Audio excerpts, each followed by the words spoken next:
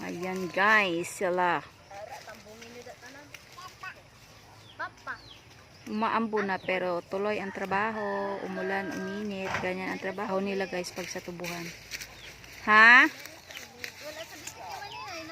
Sino? Wala kasi may ano siya.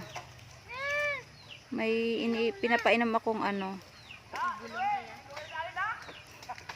Nagsaka man dito sa amon. O diba, inaasar nila ako guys. Mga taga dito kasi yan. O diba, ang sisipag nila oh.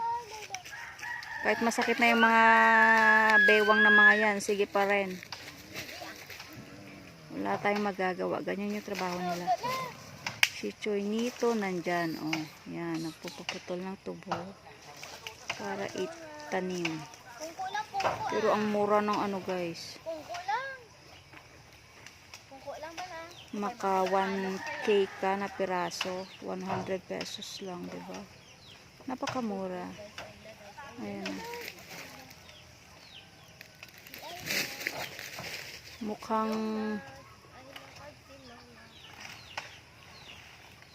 yan, mamaya pa yan sila matatapos. Kasi pupunuin nila yan bago aalis yung truck. Ayan, oh. Mabigat na trabaho ng mga tapazero pero wala tayong magagawa dahil yan ang trabaho nila.